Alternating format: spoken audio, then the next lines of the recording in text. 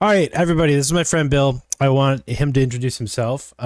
He's a very smart fellow that I talk to a lot. And yeah, I brought him on tonight to sort of elevate what we normally do because Bill's a filmmaker and a professor of filmmaking and all kinds of cool stuff, which I'll let him tell you about. But essentially, we want to talk tonight about like building a narrative, building a story, and then like actually executing it as opposed to just throwing spaghetti at the wall and slapping it all together. So yeah, welcome, Bill, and please tell the people who you is. Yeah, awesome. Dude, thanks for having me. Long time listener, first time caller kind of situation here. Um, we met what, 2 years ago, give or take, when I was working at Stability AI. I was on the first I was on the marketing team and the product team, and then I moved into the applied team. And we met because of your incredible work on animation with you know, uh, I want to say disco diffusion, but it was really like when we got into to using deforum, like you were just way ahead of everybody. And I really like loved like getting you involved, and you were involved in all the early testing of the tools we were working on. Before I spent 1 year with Stability. I took a leave of absence from teaching. I teach at the New School in New York. Like you said, I teach film. I also teach design courses. I in When I was younger, I designed theater productions like Broadway shows, off Broadway shows, opera, dance, stuff like that, musicals. So I did a lot of like live performance design, and did a lot of commercial work, shooting videos and making films. So I've made two feature films. I've made a whole number of short films, and then I've produced like over 100 short films now with this workshop I run. I ran before the pandemic this short film workshop at the New School. Um, yeah, and so I'm obsessed with AI. Like I've been obsessed with it for a few years, and I'm an optimist. Like we talk all the time, and I really feel like there's something here for for artists, but I feel like there's something here for everybody in terms of in terms of tools that can facilitate uh methodologies that are well established methodologies, uh such as concept development, script writing, storyboards, shot planning.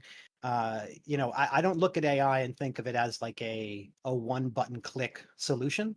Like my thinking is not like, I type a sentence and it's like, here's the movie I want, and it would make it for me. Like not at all. Like I'm much more of the mindset that like, we still have to do all the creative work that, is involved in making, something that's coherent. Like there's plenty of videos on YouTube, like, well, we'll get into it. We'll get into it. So yeah, anyway, my intro, I think that's enough of an intro. I don't know. What do you think? No, that's great. Yeah, and yeah, man, please keep going. Go for it.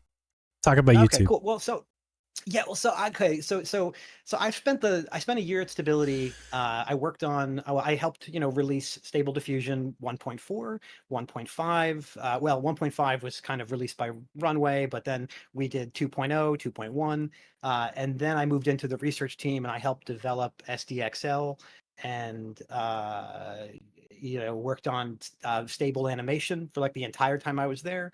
I helped create Dream Studio, like the original version of Dream Studio was something that I did with the CTO Tom Mason and a bunch of incredible, brilliant engineers. Um, and I spent a year there, and then I took a year off. I went back to teaching for the past year, and I have just watched everything happening for the last year. Like I've watched probably tens of, well, I don't know if I'd say 10, maybe 10,000. Honestly, if I count all the videos of yours I've watched like 10,000 AI videos. Like it is just my obsession. And I think that we're finally getting somewhere, in the sense that like Runway Gen 3 has come out, Luma has come out with this incredible set of tools. I think in my mind, when Flux 1 dropped last week, I feel like it was that lean forward moment that I've sort of Yeah. been waiting for. And so, and you and I have been talking for the past year while I've just been thinking about like, well, how do I make a film with AI that, is about these tools in a structural way that can facilitate something that otherwise I would struggle at doing. And one of the things that I talked about a lot with some friends of mine at Stability, Kali Yuga was somebody I worked with for a year, the artist Kali Yuga AI. Hmm. And we talked a lot about like the sort of like therapy purposes, like therapy uses of AI, like therapeutic, in the sense of like image generation is really something that's like it's between you and yourself. I think it's really easy to get wrapped up in the idea of like making images and putting them online, and I'm a digital artist now. But really, what's happening, I think, is this sort of conversation with yourself where you're interacting with your own psyche, and you're getting to sort of learn how to talk to a computer to talk to yourself. And then Yeah. if you post your images online, like whatever. And so when I think about like chatbots too as creative tools, I think of their value in terms of like breaking through that initial step of like, you know, of the sort of like perfectionist curse of like you have an idea and you want to make something, um, and it's just getting that first step going of like just making the vomit draft, the bad first idea, Yep. and that's what chatbots are great at. Failing They are fast. great. They're super fast, and it's like you get to the fourth, fifth, sixth, seventh, eighth idea so quickly. And it's something I've said to my students for years, where it's like, if your first idea makes it on stage or on screen, like you probably didn't really work on like your story. It's like Yeah. I've seen students who like they revise their work over and over and over, and those films come out brilliant. They win festivals. They turn into filmmakers. And the students who kind of like they don't break through that fear and they only get one idea out, I think that there's value in this as a creative sort of like jetpack. um so Absolutely. so yeah so Well, I yeah talk so about the that a thing I've lot been here is thinking. that failing fast Yeah, mentality where like, if you can get to the answer faster, you're doing well. Like sometimes in Blender, you can take 8 hours to find out you're doing it wrong. And with AI, sometimes you can get there in 20 minutes and go, oh, this sucks. Next. And then like start iterating, totally. faster than you would have before. Totally. Yeah, getting to the sort of like, well, because there's sort of like, in my experience professionally too, it's sort of like there's almost like there's two kinds of artists. There's like, and this is a vast overgeneralization, but like you could think of it as sort of like two ways of approaching work. There's the artists who come in with they know every detail, they have a vision in their mind of everything they want to have happen. And then there's the other type of artist who they know it when they see it, and so they need to see options. They need to see options. I've worked with directors like this. Hmm. I Do it remember 5 working ways. with I'll pick Joanna one. Akalitis. Yeah. Do it 5 Yeah, ways. I'll yeah, pick one. exactly. Yeah. Yeah. Yeah. Like I remember seeing that with some great directors, and then I've worked in the other way where there's directors who, they have a really clear vision of everything they want, but then they're still open to collaboration. Like there's always that space for collaboration. And I think that like, you know, the the the place that we've been at with like AI video is very much like you can make trailers, right? You can make like film trailers. You can make sort of animatics and storyboards. Things that resemble Um, film. Like, exactly. yeah. Yeah. Or Or or you can yeah. make video art. Yeah. Like I think that the stuff you do is clearly it's video art with a capital A. Like, and there's a number of you guys who are doing work that I admire, really, like I admire so much. And that's what I've been thinking about, is the sort of like convergence of form and content. Because what you have is the form is AI generated images and motion, and so the content that the video artists execute in their work, their really successful work, is often taking advantage of the form. Like the sort of hallucinations, the kind of like grotesque manifestations that happen. And so like we've talked about your work, we've talked about like I love Frank Manzano's work, I love Spencer's work. There's sort of this thing that Bowie. happens Nathan Bowie. where Yeah. Nathan is amazing, and Someone I've in the been chat following. just said it's really impossible to convey human emotions at this point with the current AI tools. I implore you to go check out Nathan Bowie's work. His work's Some of his amazing. Yeah, stuff will I make think. you cry. So I don't know, man. Yeah, Yeah, yeah. yeah. No, no, totally, totally. He's awesome. Yeah, there's and so the thing I guess we're getting at though, like the point we're getting to, and I think that whoever said that about like conveying human emotions, I think you're totally right. I think that's Yeah, exactly what I'm getting at. I most of the think that stuff you what we see need, is that, yeah, empty plastic. right? What I think we need to do as like artists, as filmmakers, as storytellers, if we want to make sort of coherent narrative stories with these tools, I really think that right now we have to lean into the sort of non-realistic approach. We need to think about having content that matches the form. So I think now, so there's these theories on like on fantasy literature. Like when I was in graduate school, I was obsessed with like writing everything I could about fantasy stories and fantasy films, because it's still like a relatively new area of study, right? Um, and there's this theory about like understanding and defining the genre of fantasy, right? Fantasy and sci-fi. And the theory puts forward the idea that there's a hesitation, that the viewer hesitates when they're watching or reading fantasy or sci-fi, because that hesitation is the reader thinking like, is this possible? Like, is this real? Could this be real? Is it like, and so we have a similar hesitation with AI generated videos, in the sense that pretty much everything we see now on Twitter or like on Instagram or on TikTok or whatever, there's always that moment of like, is this AI? And what happens is a debate, I think, for me in my own experience. Like I watch these videos and I go, is that AI? And like, and if it doesn't fool me, I immediately don't give a shit. Like I immediately kind of go, oh yeah, it's another trailer. It's another slow zoom on somebody doing nothing. It's another like, kind of like soulless, pointless, more than anything, it's just pointless. It can Um, become that thing of like media literacy when you know you're being advertised at and your brain just shuts off the input part of your brain. Like Totally. it becomes that sort of like, oh, I recognize this as not entertainment or not information. This is something, it's trying to sell something to me, or it's not the same. It's like when you hear like lo-fi music in the background, you never really listen to it. It's just there.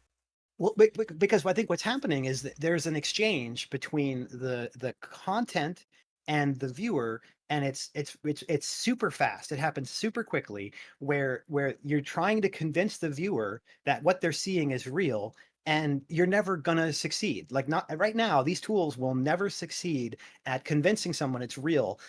I think that you'll maybe trick someone with something silly, and those are some of the most effective sort of like, but I wouldn't call them narrative. It's like they're effective in that they're surprising, but there's still that sort of hesitation of reality. So when you think about animation, right, you think about claymation or like, anime, or you think about like, really any, I was watching like there's a new Batman animation series, right, by the guy who Oh made the yeah, Batman, looks good. Matt Reeves. It's so good. And I was watching it thinking like, could you do this with AI tools? I mean, and I think the answer is a resounding no, but what's valuable is thinking about the storytelling approach. And I think what I've come to is like, and I have a thesis that I want to present, but we're going to sort of do the sort of mess around and find out. I'm trying to keep this PG. I'm trying not to curse too much. But we can, my thesis that I want to try to present and work on tonight is this idea that if you're going to use AI tools to make a narrative, the content has to supersede the form. Like the content has to be more interesting than the question of, is this or is this not real? Is this AI or is this not AI? Hmm. And that's where the video artists go really far. There's never, you see Frank Manzano's work, I see your work, I see Bowie's work, like within a second, within like 2 frames, you go, that's not real. And I love it. Like it Yeah, just you kind of just blow takes you right in, past that into storytelling. and you're with you're in the hands of a capable artist. And I think Hmm. with the narrative stuff, what we're not seeing are a lot of sort of trained narrative filmmakers and narrative storytellers saying, okay, like how can I use these tools to make something narrative? And I think the first step is you have to go away from the literal. Like this was something I learned like working on Broadway shows and designing video projections is like the literal is not your friend. It's like if you want to have a scene in a house and you project a wallpaper behind the actors, it's just stupid. Like people do it, you can do it, but it's stupid. And it doesn't really doesn't make the audience use their imagination. So I think we're in this sort of liminal space between traditional film, which is only limited by the filmmaker's imagination, and theater that's really only limited by the audience's imagination. We're in this sort of middle ground where like animation kind of asks the audience to participate in the construction of the experience, because there's a lot of things that are not real in an animated film or a sort of animated short. So my thesis is that you need to work in a non-realistic you need to work in non-realistic form with content that is interesting, inherently interesting, and it's not waiting to get good. Because I see so many of these short little like sizzle reels of AI video, and I always feel the conversation I'm having in my head is I can hear the filmmaker saying, "Oh, just wait for it, just wait for it, just wait for it." It's like, no, I'm not going to wait for it. I'm Yeah, doom scrolling. Let me I doom know. scroll. So Better that's catch me. You better catch me quick. yeah. So that's sort of my relatively inchoate, thesis that I've been thinking about for a few weeks now. Cool. And this idea that like maybe we could make a sort of like batshit Sherlock Holmes short film, and do something that's, because Sherlock Holmes is in the public domain. He's a highly recognizable character, and it's something that as a concept, it's trained into all the different foundation models, both for images and for language. And so what I did was binge watched Sherlock. I've seen it before, like twice. This is like my third time through Sherlock with Benedict Cumberbatch. And man, he is so young in that show. I forgot that like that was his real breakthrough, was like doing Sherlock. Right. And it's kind of funny because he plays Sherlock like this like totally autistic jerk, and it's amazing. Like I forgot, like he's so unlikable. Uh, uh, but it's a great show. So I kind of like went back, revisited Sherlock. I loved it as a kid. He's sort of like iconic, and Watson and like elementary, my dear Watson is a classic line. And so I was like, maybe it could be fun to just try something. So I did the sort of steps, right? I went to ChatGPT, pitched ChatGPT an idea, and then did the back and forth to develop, it gave me like 10 concepts. I picked one, it gave it some notes, it gave me a draft, I gave it some notes, gave me a second draft. I asked it for a shot list, it gave me a shot list. I asked it to turn the shot list into a prompt list, and then it gave me all the prompts. And then I said, this is cool, but ChatGPT is not open source. So let's do, even though it's free, it's still not open source. Let's do it with Meta's 405B, Llama model that just came out. Yeah. And it's wicked. Like I gotta give Meta like some major props, because Nice. that model is outrageous. So I redid the whole thing. I did it again with Llama, and was really pleased with, like, got a good script. It's silly.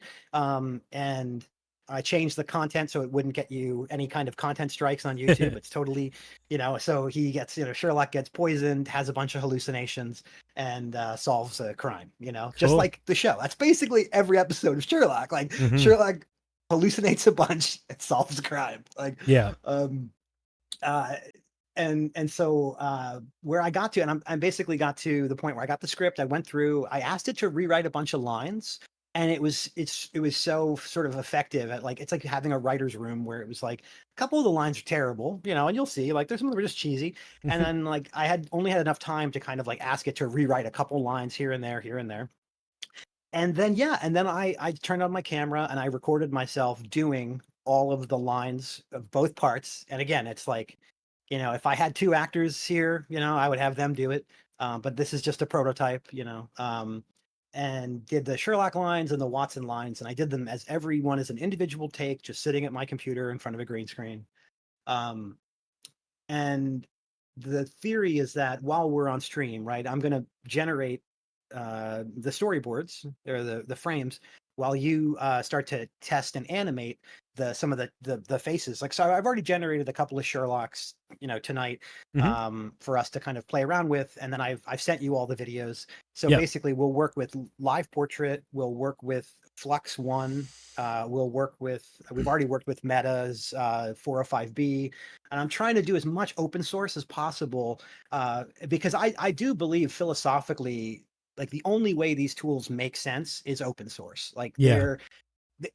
it's trust me, having worked at a company that, like, Stability was open source, like, we were giving away models. Like, I understand the need to, like, make money, and at the same time, it's like we're at the stage where, like, it's people are still, like, figuring out how to put lead into a piece of wood and shave it to, like, draw with on paper. Yeah. It's like we're still making papyrus right now, and I don't think anyone benefits by keeping things secret. Like, people keeping things secret just slows down the whole sort of development process for everyone, and it makes a lot of people really scared and fearful, and rightly so, because it becomes this sort of, like, capitalist endeavor that wants to crush all of us. But that aside, we'll try to be optimistic tonight, and we'll just fuck around and find out. Damn right.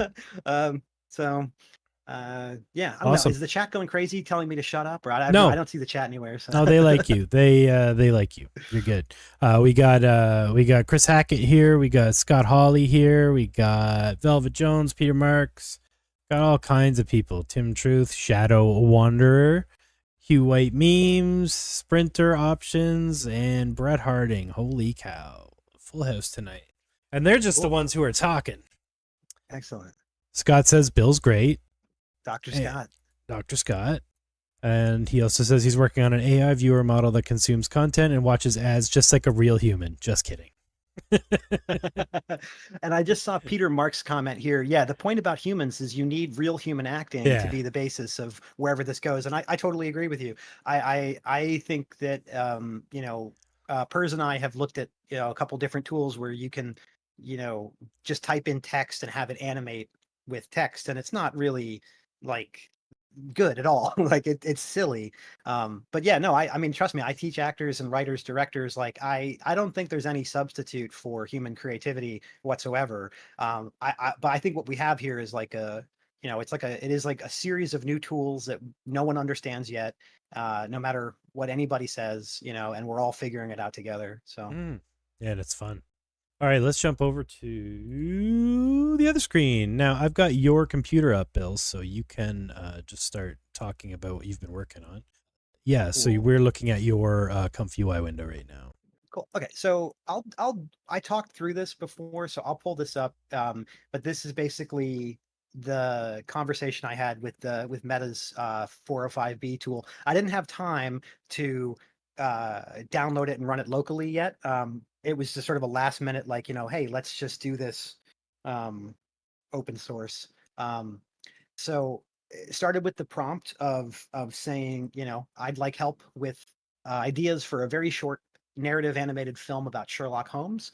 I want it to be super weird and fast paced.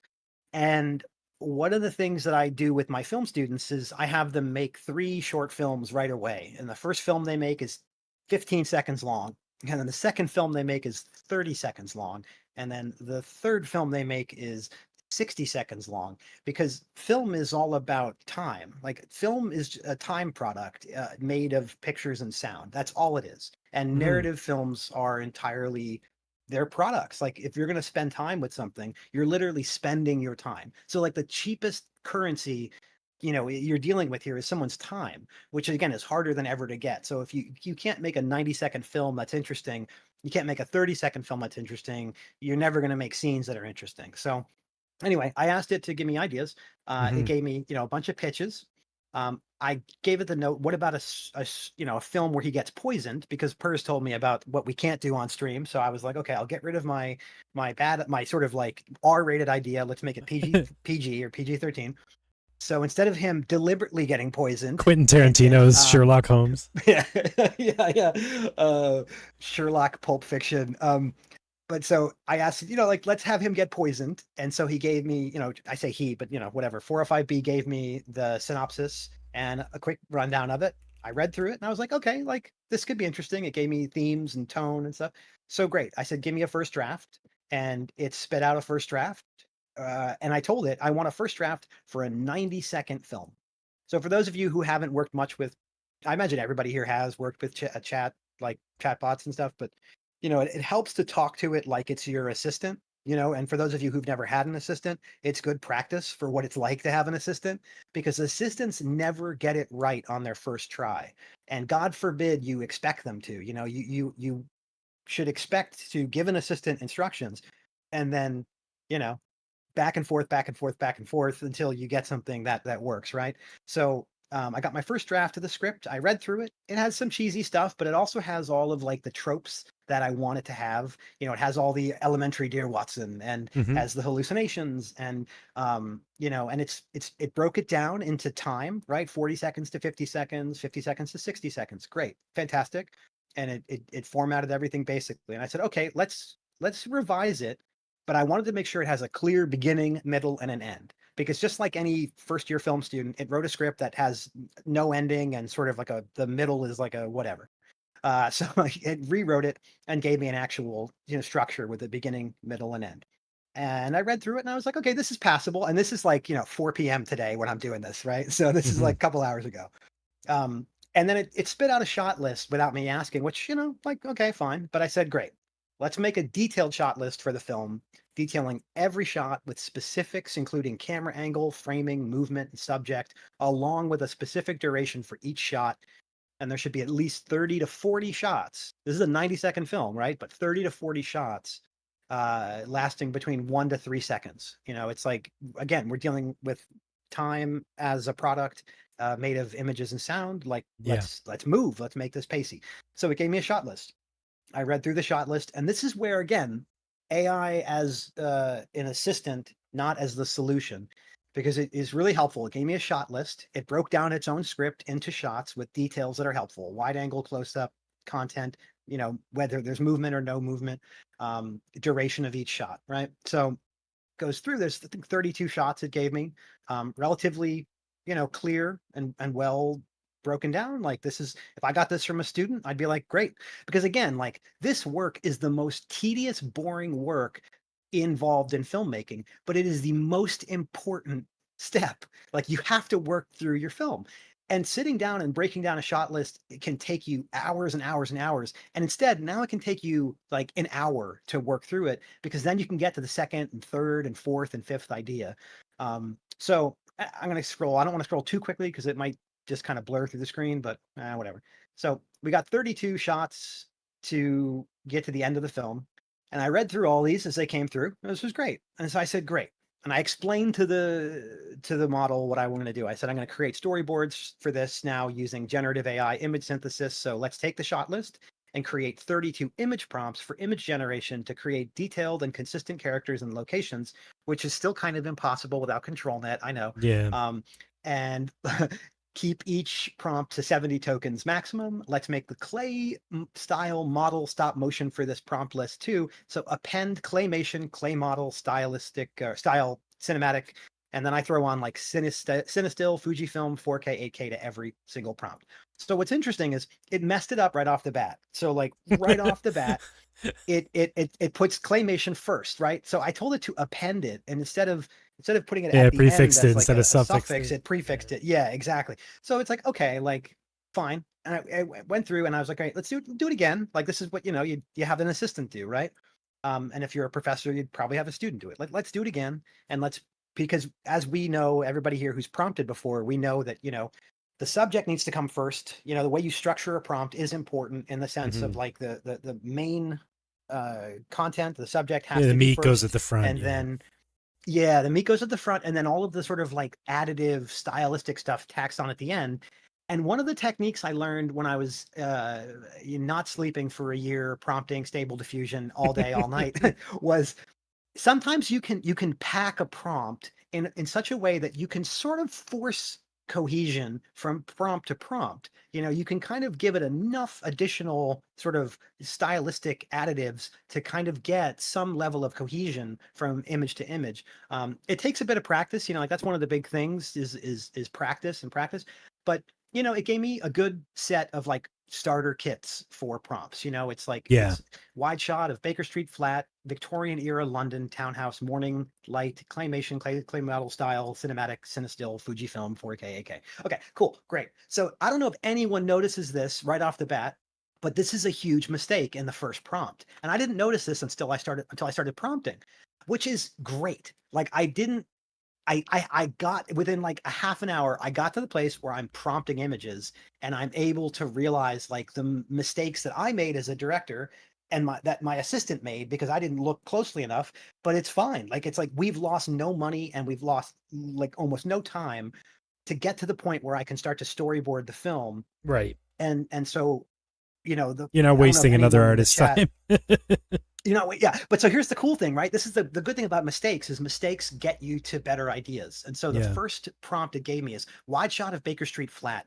Okay, so I'm going to switch my screen to my script. So it's going to get really bright. I'll switch my screen to dark mode. Dark reader on. Great. Okay, so here is my script on Google Drive. And so I have my outline here, and I can go to the sort of beginning of it, and I just kind of formatted everything, um, as quickly as I could. Dr. Scott would like to know what the mistake is, Bill. Well, I'm going to get to it. So, yeah, he's rushing the ahead. shot list. I love the eager students, but Dr. Scott. I know, it's like relax, man. Jeez. There's a reason you have a PhD, man. Okay, you're seeing right through me. So right off the bat, you can see in the script, fade in, interior, Baker Street, flat day. The room is cluttered with papers, books, and various scientific equipment. Sherlock and the first shot was outside, Watson, right?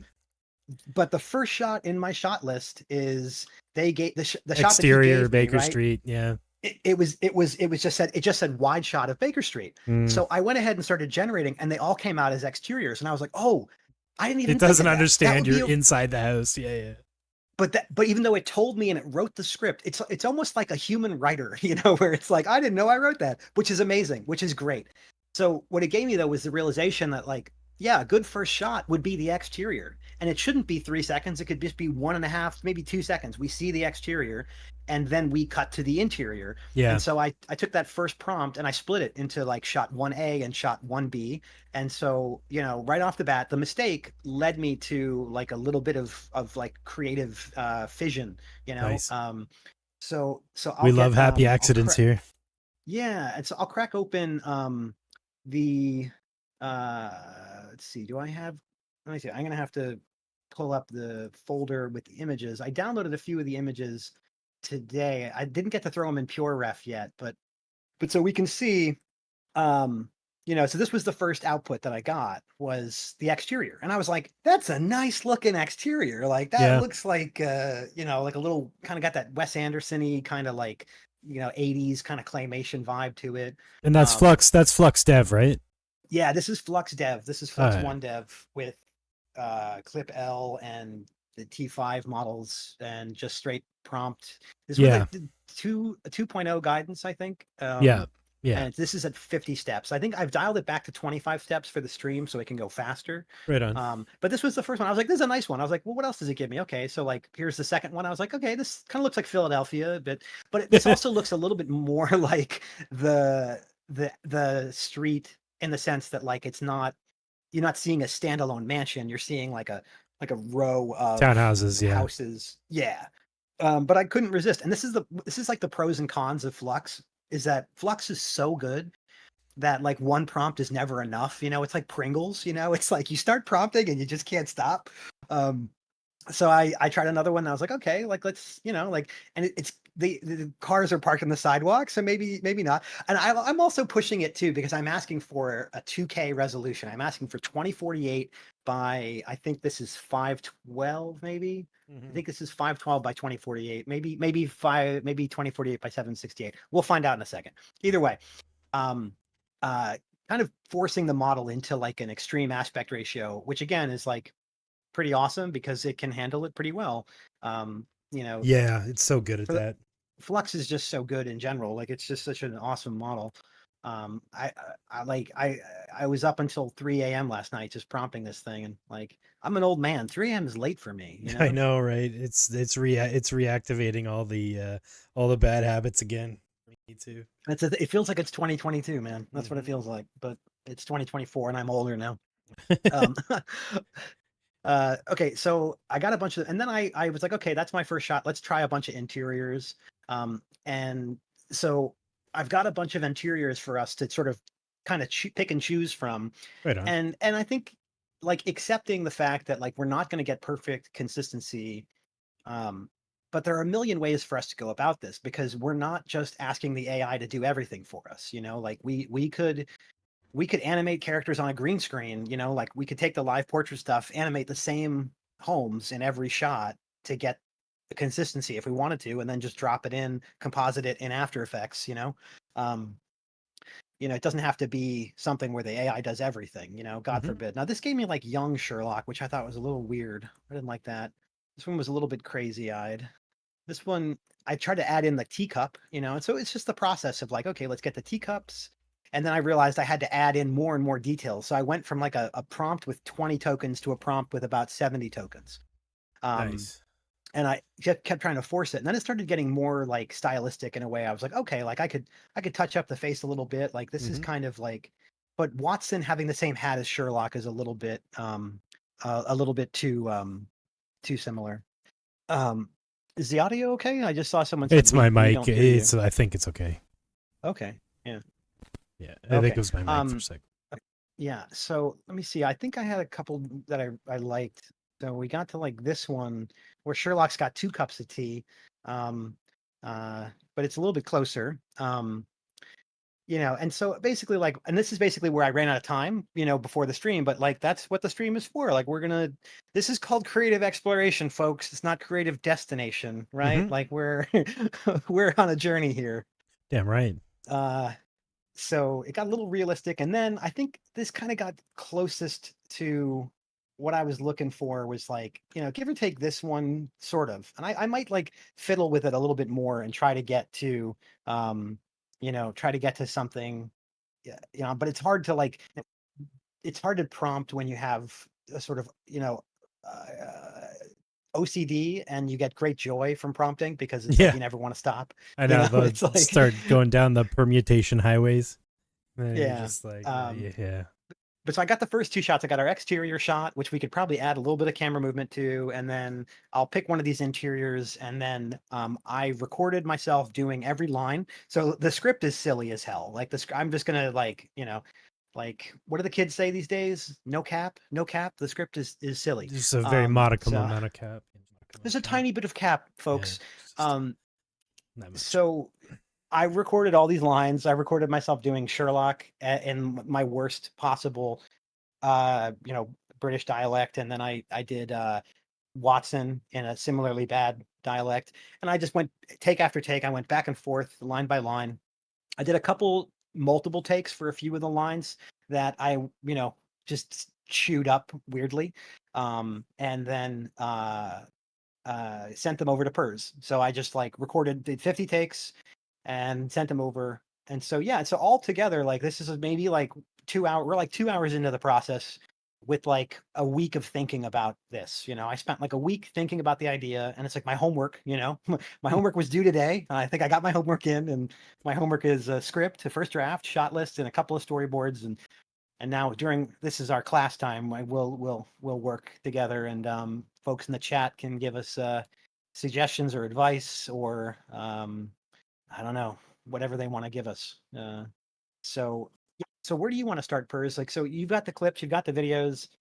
I guess I got to give you some. I got to give you some stuff to animate with, right? Yeah, I got your folder of stuff. So I got all of your performances. So let's have a look. So these are all just dated. It looks like. Right. They go in order. If you sort them by date created, or you sort them by name, which is the date and time created, it'll go line by line in the script. Okay. I didn't have time to like rename stuff, but basically it's like, every time there's a cut, it's either a second take of the first line or the next line. And it's over and Okay. over like that. So let's jump over to my screen, I guess, real quick, and we'll start setting up LivePortrait, and then you can start sending me like puppets, and we'll start animating them and see what it looks like. Cool. So send me the, I guess, the first, whatever corresponds with the first scene here. Yeah. And so, I will switch over to thingy. Why not use text to Cool. speech? We're not using text to speech because we're going. Bill actually recorded his face when he performed all these lines, and we're going to use LivePortrait to puppet all of these animations with his animations. So I'll show you guys what those look like in just one sec here. Let me slide open up my. Hopefully, is that one? Yep, that's one. And we'll get rid of Bill. Cool. And I'm going to make another folder that I'll send to you in just a second. I'll just put the images into that folder. Cool. Or I could shoot them to you on Discord, like whatever is fastest for you. Discord's probably better. Okay, we'll do Discord. And let's load up the example workflow for LivePortrait. Comfy, because we're going from image, so we're going to use the single image one. Custom nodes. It's been a while. LivePortrait examples. We want image examples, so we're going to pull up the basic image example workflow. So this comes with LivePortrait, so just install LivePortrait. You can go up to Manager, Custom Nodes Manager, LivePortrait. It's just this node here by KJ Nodes, LivePortrait KJ. Install that, restart, and load up the example file in the folder, and you're off to the races. As it starts out, it loads 128 frames from your animation. So if you don't want it to do that, if you want to load the whole animation, unplug that, turn this back into a widget, this sort of input thing, and then change your frame load cap to 0, and that's gonna load the whole input video instead of only the first 128 frames. They do that so that you can save time when you're doing tests. So let's load up the first video. All this absolute nonsense. Okay, we want to group by none, and we want to sort by name. So our first video here. Watson, I've cracked the code. Nice. You're talking. First things first, guys, when you use LivePortrait, take the audio out of your mask, the thing you're working from, and plug it into the output so that it's synced up when you're done, because otherwise you got to go cut all that stuff together later in a video editor, and you'll hate it. And then, so yeah, what did you send me an image of? Yeah, I sent you shot one. Yeah. Oh no, I That need first one people. is the I exterior. need people. Yep. I need people. Yep. So I'll give you one of the, I don't love any of the people so far, but I'm just going to give you one of them that's the least worst. The least worst one? I think so, yeah. So Because like for these, I would because we're not using I like these Runway, guys. because we're not using Runway, we can't really do image to video in an effective way that's going to look like your input images. So for exterior shots and stuff like that, we might just do a what do you call it? Ken Burns effect thing, on the actual image, because right. yeah. And we could throw like the exterior shot into Runway just for that slow push. We could do that kind of thing since like it's great at slow pushes, basically. So then we get a puppet. I'm gonna take this guy. I think this was my favorite. Yeah. Okay. Well, so for the rest of this, we're going to use the media pipe because it's the fastest. Here you can choose which face cropper you want to use. Insight face works really well, but it's commercially unavailable for use. So if you're doing commercial work, don't use this. If you're just having fun, use it all day. It's fine. You're the slowest person I've ever met.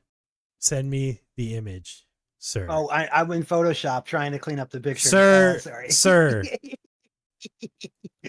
Okay. Here's shot 1B. I don't want Professor Scott to fail me. He So won't. It's fine. Okay, so I just sent you a 2-shot, so it's going to be interesting. If you don't send me the picture, I'll use a Teletubby, and then every shot will be a Teletubby.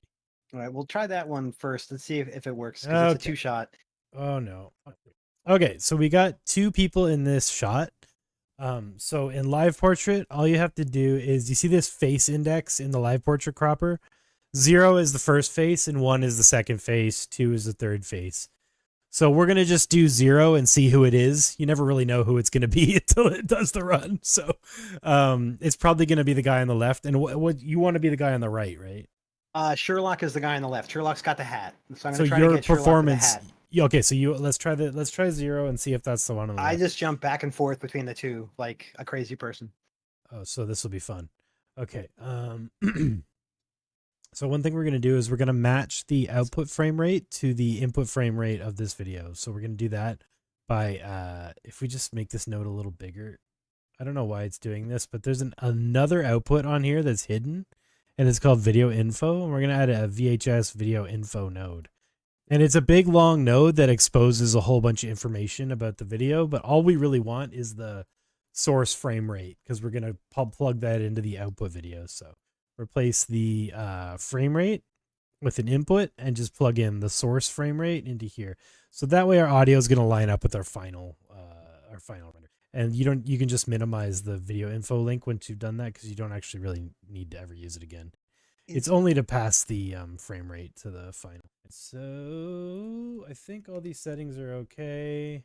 Pretty much everything right out of the gate works. The only thing I'm going to do is expose the key points so that we can see what face it's doing at a glance here.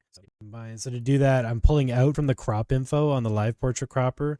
I'm adding a LivePortrait key points to image node. Then I'm sending that out to a video combine. And that's just going to show me, actually, I'm also going to grab the frame rate from the thing because why not? We have it, we'll use it. Let's grab that frame rate and plug it in up here. And we're going to set this to MP4, 13 CRF, turn the save output off because this is just a preview. We don't care.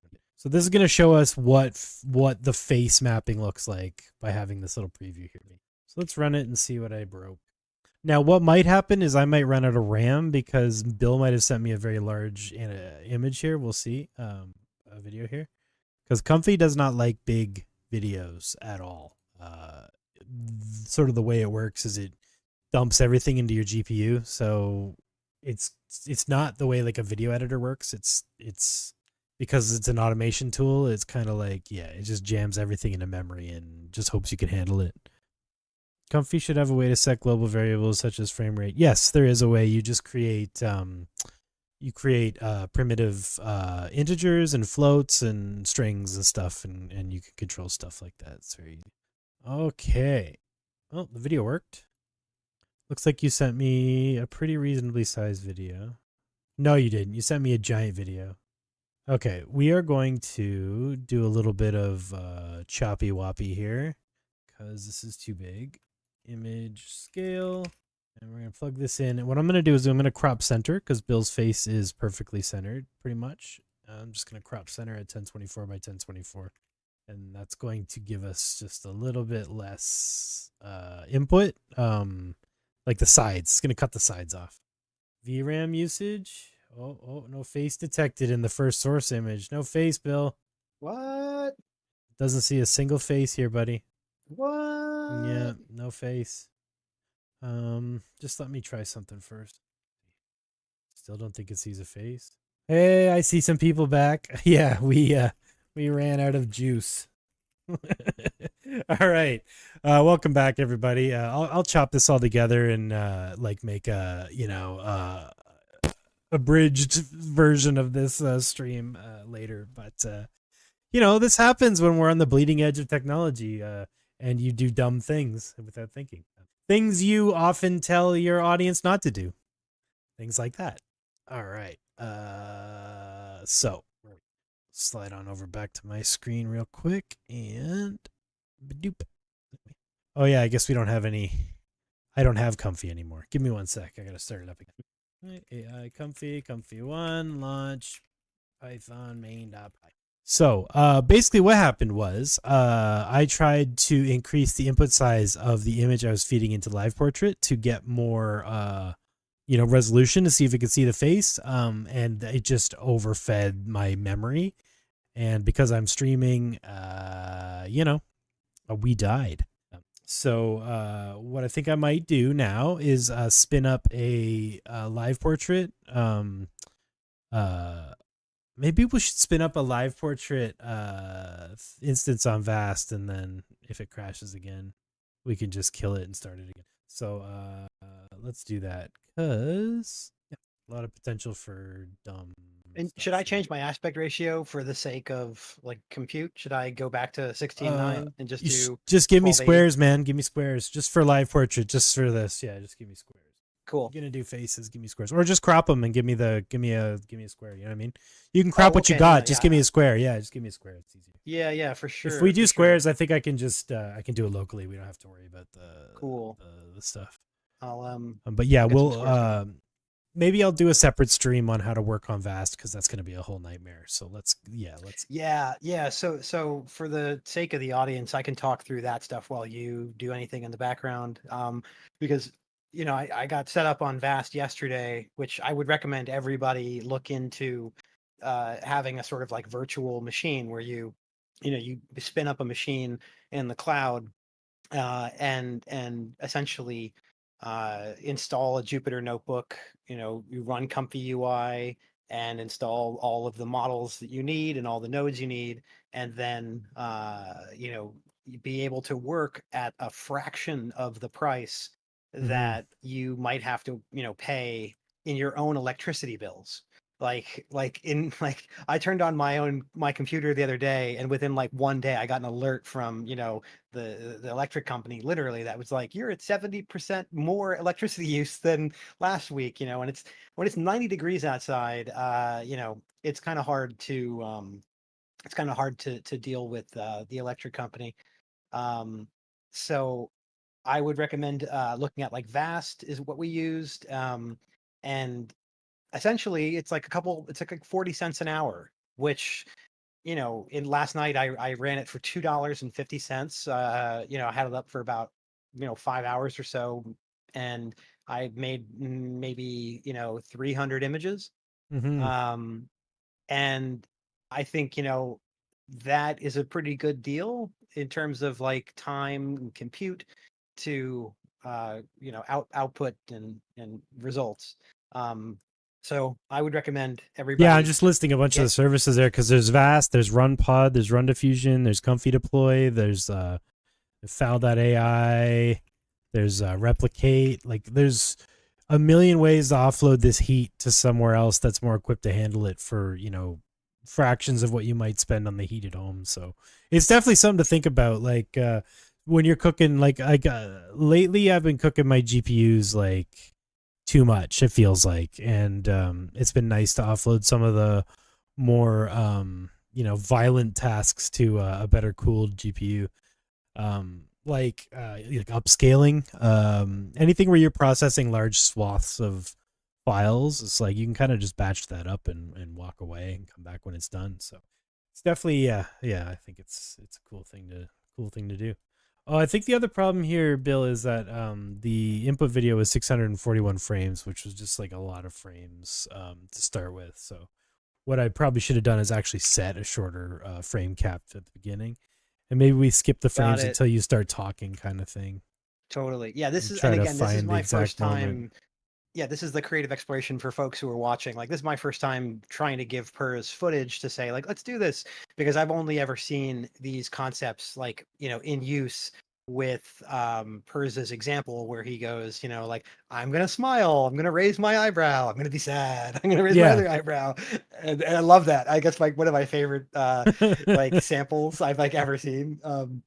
But yeah, so we're learning as we go along. I hope you have like this on in the background while you're cooking dinner, right, with your family, or you're playing video games, or hopefully making your own projects. So let's try this. We're just gonna resize this to 512 by 512, crop it in the middle, which probably not even gonna see any faces actually, because the middle crop is probably gonna be too tight. But let's see what happens. Oh, it sees a face. It sees a face. Look at that. Things are happening. Okay, so this is what happens when your computer doesn't crash. LivePortrait finds the face and then animates it. So that's literally what we're doing here. We're taking this. Watson, I've cracked the... And we're going to make it hopefully be on this guy's face. Hopefully. Feels like it might work. Watson, Look at I've that. cracked the code. Watson, I've cracked the code. It works. Watson. I guess you can't hear that, I've can you? cracked How the can we code. find a way for you to hear No, that? I can. Oh, I I know. can I know actually how. turn I know on- how. I know how. Yeah. Yeah, Okay. no, I'll just share my screen and my audio with you. I think that should do it. Okay. On Discord. So if you double click on my screen on Discord, you should be able to hear I've this. cracked the code. Oh, cool. Watson. There we go. I've cracked the code.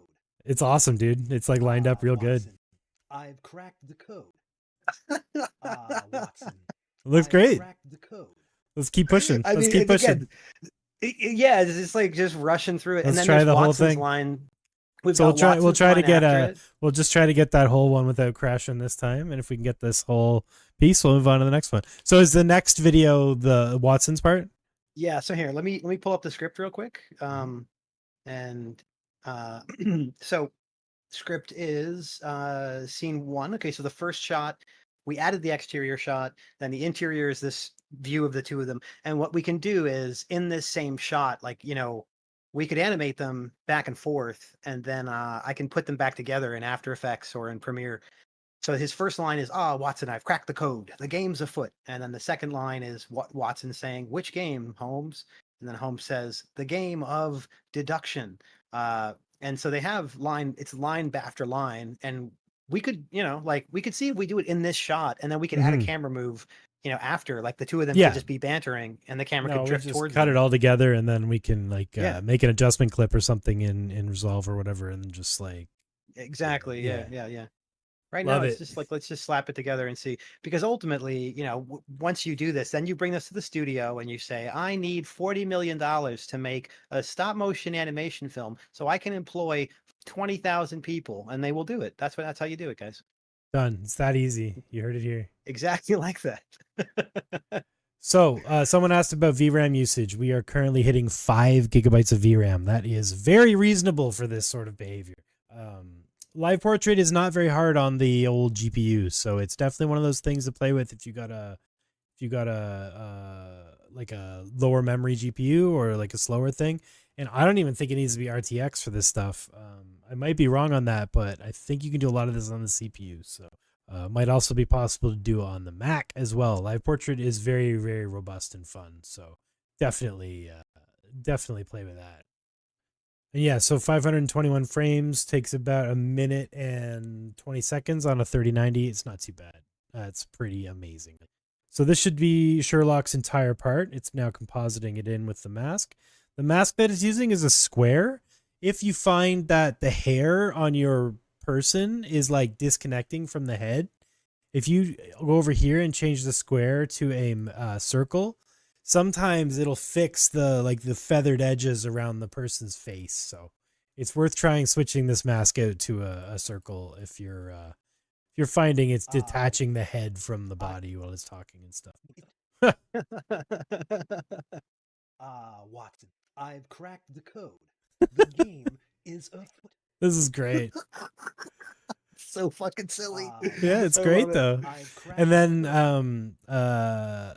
so this delta here, delta multiplier in the node, this is sort of the exaggeration of the face multiplier. So if you were going for even more cartoony and you want the face to be very exaggerated, start putting that up to 2 or 3, and you can like start really controlling the expression on the face. Or if you're, if you find it's too much, you can actually bring it down a bit to like 0.8 or 0.7, and that'll sort of let you dial in the sort of cartoonishness or like overall expressiveness of your performance, which is really cool. So yeah, let's try the second video.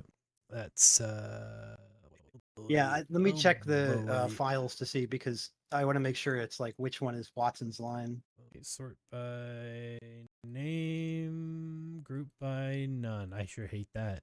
I think it would be this one. Oh, yeah, I did a couple takes with like more expressive face for like more okay. puppeteering. So then just send and me then some that are less than. Yeah, well, let me let's just see if we check can the figure name it for the out. next one.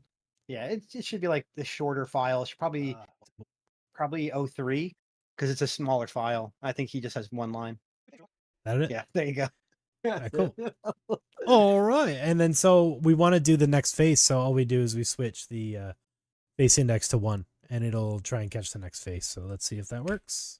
So for all the filmmakers out there, it's worth watching Crack all code. of the game. it's worth watching all the extra special features on the Criterion films, because you'll see for Grand Budapest Hotel, Wes Anderson recorded almost the entire script himself, and he did all the lines for all the characters back and forth to do the animatic for the pre-production of the film. So it doesn't see the second face, but that might be because it's cut off a bit. Yeah, see how it's it's cut off. Yeah, cut off. Can you sort of reposition So I think what I crop? can do is I can make it 768 by 5. Maybe it'll see a face. Hey! So we're gonna probably have to go back Right. and do everything at 768 by 512 because now we've got a second shot that's wider than the first shot, cracked right? the code. Back and forth. No use tweaking the rest of the settings for the better head retention. Yeah, I mean, tweak all the settings you like. There's all kinds of settings in here. Yeah, this is quick and dirty. We're not Yeah. getting. I mean, this is good to see. Like I think you can prototyping. Yeah, you can lock the face in place and just do eyes and mouth. So like, if you have footage, if you want to get really granular with this, you absolutely can. But we're having fun and just making a little thing here with basically default settings. But I will say it's incredibly fun to crank this delta multiplier up to about 4 and like do a zany performance and just put it on people's faces because it's like monstrously hilarious. Hey, super so sick. ridiculous. Yeah, it's yeah. So this now is I'm just gonna go interesting- back and do that first clip with the first face ID and oh, that's weird. Face index was at 0 and it picked that one.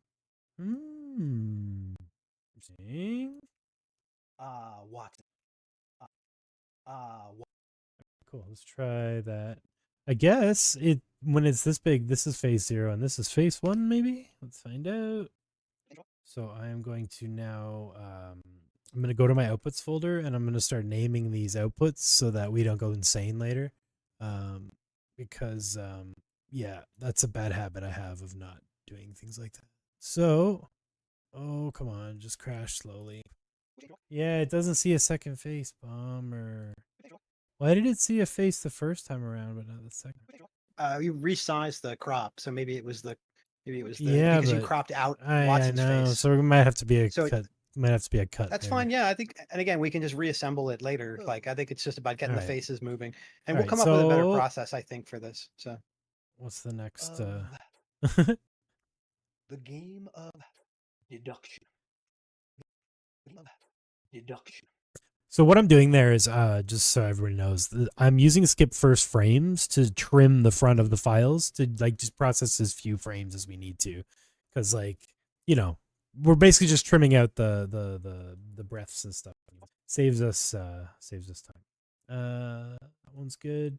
Might have to go back to the other size crop, I guess. Let's see. I guess this doesn't need to be a video combined because we're doing a single. I deleted it before we can see what it is. Render. Making films is hard, eh? that is definitely part of the thing that happens to a lot of people is they think films are really easy to make, and then you begin to see how much labor goes into it, and then you either fall in love with it or you just decide like, what am I doing, going back to something else. And I think that that's part of the process. Like, I think I was so earlier I said I was watching like YouTube videos about making AI videos, and there's all these like how to make $10,000 a month making AI videos using AI on and it's an AI voice telling you how to do it. It's like not even the person. It's terrible. Yeah. It's totally terrible, and it's just like this garbage where like they generate garbage and then they like tack garbage on top of it, and it all just comes down to like a clever thumbnail, and then people click on it and then they just click away. But there's no like one-click AI solution. And God forbid, God forbid there ever is. The game of I mean, the value here, right, is like, okay, so I studied filmmaking as an undergrad. This I is did it in great. graduate school, and in undergrad, I remember studying. I did one semester class in stop motion animation, and it was so difficult. Like making a stop Yeah. motion film was so difficult, but I loved it, and I would love to make short animated sort of stop motion films. And I still think there's like as much effort's needed, but I feel like you can actually get a story together.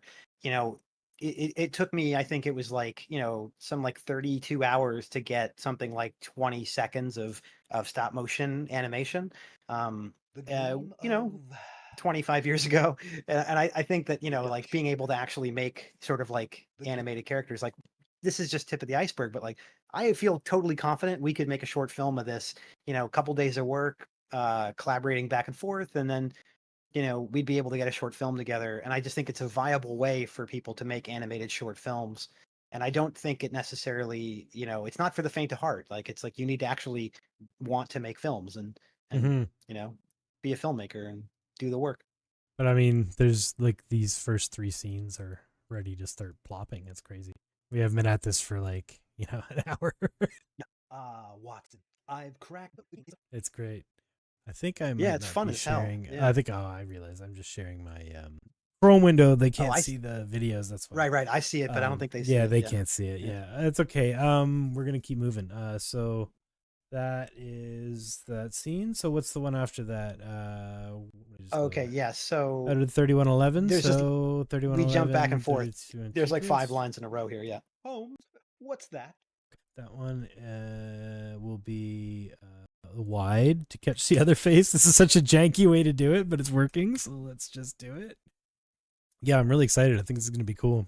Yeah. But again, it's going to take, this would take a couple, this where I would say I would put like, a couple days into this, like on and off, like a couple hours a day to like Mm-hmm. make something, to really get through it. This is just like, just proving the thesis. Cause the thesis that I presented earlier was that, you need content that, supersedes the Yeah. form being, AI generated video. And one of the elements of that thesis I left out earlier, and the reason we're doing Sherlock Holmes is the idea that having a recognizable character is really important, because part of why so many of the AI generated, sort of like viral videos work is because they're relying on Star Wars or Donald Trump or the Pope or recognizable franchises, recognizable faces. And I'll just say it here on the stream, and I'll say it, I'll say it over and over again to people in person. I'll say it in classrooms. Using IP that is part of a franchise and using images of people that you don't have the rights to is a cheat code. And I think it is a waste of your time. And I don't think it proves your ability as a storyteller. I think it's gross and it's lazy and it's absolutely the silliest approach, because there are people who do it, they get a ton of views and they think they're a genius, and they don't Holmes. realize what they've done is they've effectively turned on a cheat code, and that cheat code is a famous person who already has a lifetime career behind them that has built up their fame. So, the really clever Star Wars, if directed by Wes Anderson, and the other ones that are out there, these like really clever, really like neat, clever ideas, they would be really cool if like Wes Anderson actually like did it, like he was the one using the AI tools instead of someone, in their basement, proving a concept.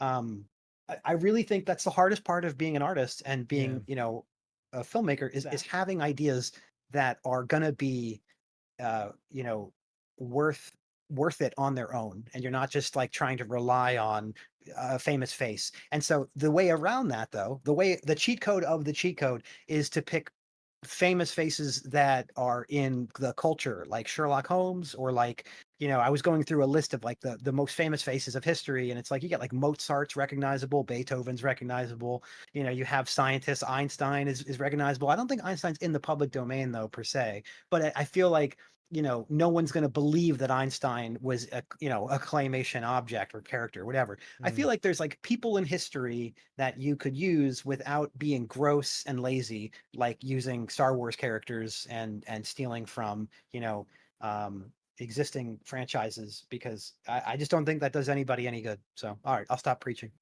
No, it's cool. This is about to pivot into a Spider-Man thing anyway. So like, I think What's we'll that? just be like, all right, cool. Yeah, let's get to the Disney Sherlock stuff now. Jones, yeah. That? This looks good. What's that? What's that? Love it. All right. Next. So that was 23. Let's try. No, 3130. Is this one maybe? Oh, just something. Oh. Yeah. 12. We're just going to keep repeating this process of grabbing the frame face on the left, face on the right, working through the thing, and then we're just going to keep copying it over into the folder, scene by scene, and yeah, let's see what we get.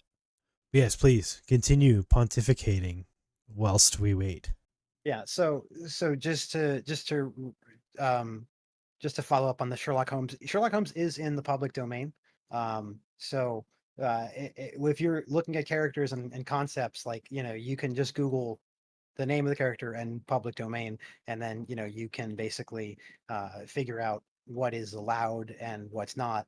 And it's Sherlock Holmes was written by Sir Arthur Conan Doyle in the 1800s, and I think anything pre-1927, with few exceptions, is public domain. And like, if you really want to be careful, like, go to Edgar Allan Poe. Like, Edgar Allan Poe is taught to every American student in the country, and everybody should in some way be able to recognize that creepy, crazy-eyed guy, talking about ravens.